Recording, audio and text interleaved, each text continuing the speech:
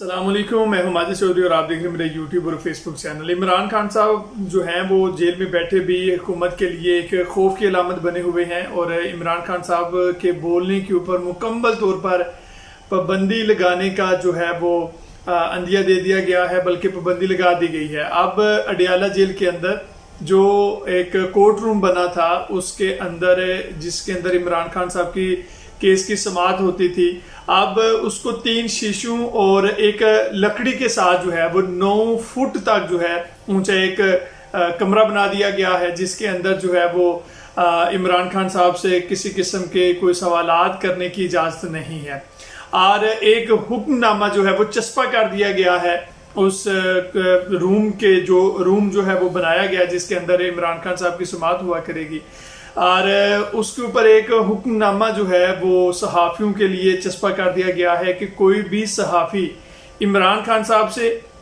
और उनके वकला से अदालत के अंदर किसी किस्म के कोई भी सवालात जो है वो नहीं कर पाएंगे। अगर कोई सहाफी इस हुक्मनामे को जो है उसकी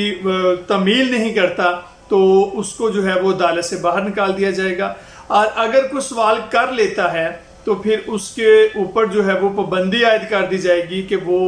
फिर इस जेल के अंदर दाखिल भी नहीं हो सकेगा। यानी इतने सख्त किस्म के अहकामात जो हैं वो जारी किए गए हैं। सिर्फ और सिर्फ इमरान खान साहब इस वक्त जेल के अंदर हैं और कभी उनकी सहाफियों से अगर 2-4 मिनट बात हो जाती है तो उसके ऊपर भी पाबंदी आयद कर दी गई है। कल इमरान खान साहब ने जनरल आसिम मुनीर साहब के ऊपर जो है वो एक इल्ज़ामात की बुछाड़ की थी और उन्होंने कहा था कि अगर मेरी बेगम बुशरा बीबी को कुछ होता है तो उसके जिम्मेदार जो हैं वो प्रेजेंट जो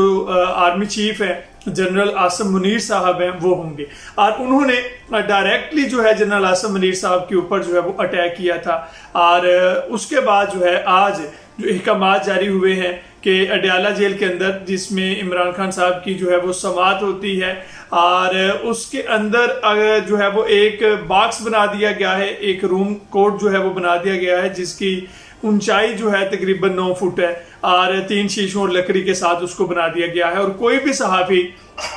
इमरान खान साहब से और उनके जो वकला हैं उनसे किसी किस्म का जो है वो सवाल नहीं कर सके। दूसरा, जो पाकिस्तान मुस्लिम लीग नून है इस वक्त इनकलाबी बनने की कोशिश कर रही है और उनके इनकलाबी जो एक पॉलिसी है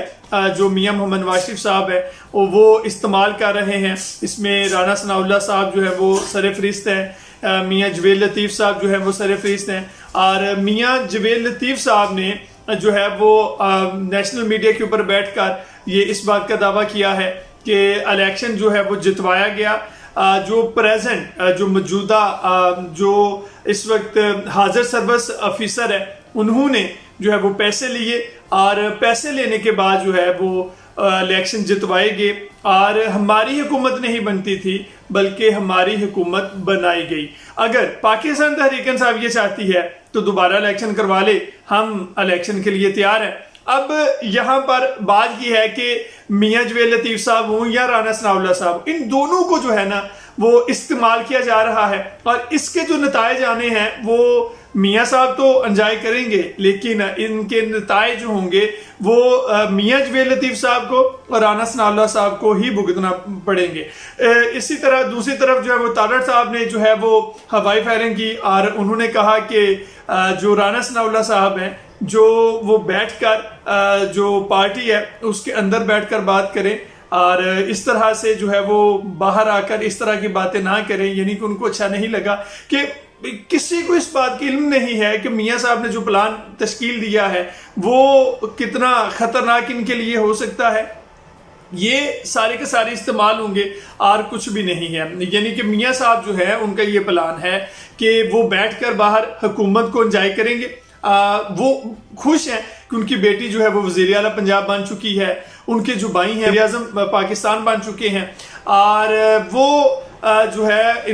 उनको इस बात की तसल्ली है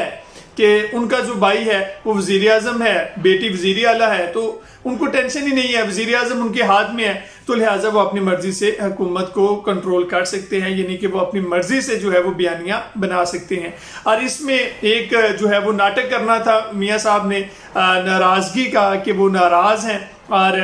उसके लिए जो है वो